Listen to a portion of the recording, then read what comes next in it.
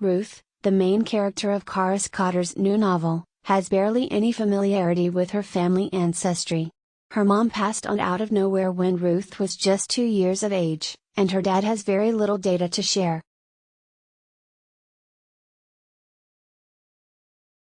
At the point when Ruth's dad tells her she will enjoy the summer with her Aunt Dalla while he goes to Greece on a consolidated exploration excursion and vacation, with Ruth's new stepmother, awful Gwen, Ruth goes out of her way to avoid learning anything about the place.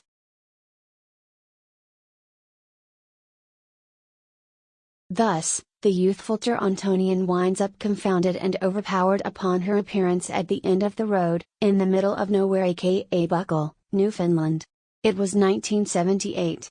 She says after acknowledging just around 50% of the house is wired for power, and not the portion of that which is her room. In any case, what sort of a spot was Newfoundland? Newfoundland, it turns out, is a world of miracles.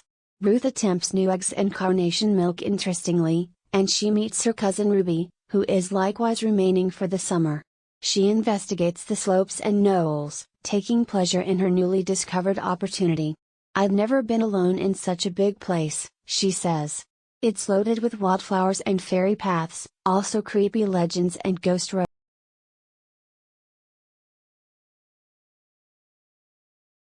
Underneath the miracle, however, is a secret history of savagery and demise. What does Ruth think about the puzzling figure who goes into her room at night, holding a candle? Or on the other hand the mystery room that she and Ruby find? What is concealed in the library? Furthermore, what's the significance here that their moms, who were sisters, kicked the bucket at the very same second, a large number of miles separated, the most recent in an ages-in-length line of twin sisters to meet early, unexplained closures? Is there a reveal? Could Ruth and Ruby break it? In The Ghost Road, Cotter, who lives in Newfoundland and fills in as a narrator and entertainer as well as an essayist, mixes a genuinely customary to middle-grade story with a profound establishing and heavenly components, real hazard, and a sharp feeling of character and setting. The core of the book is its characters and their connections, in the present as well as before, many ages. Ruth is a complex, frequently frustrated, and similarly as frequently disappointed main character, dependent upon a sensible scope of temperaments and responses.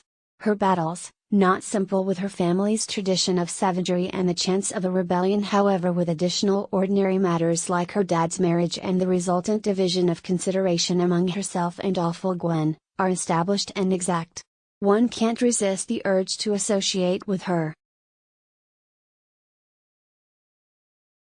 As Ruth and Ruby's examinations uncover, associations are critical to the privileged insights of The Ghost Road. The young ladies are important for a trap of misfortune that stretches back to Ireland, sometime before a doomed excursion via ocean, a demise that sires a revival that has guaranteed in excess of 12 lives.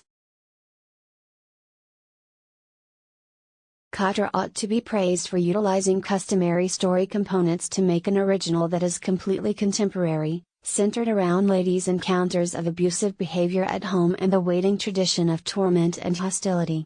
The outcome is an inconspicuous and powerful record of strengthening and strength.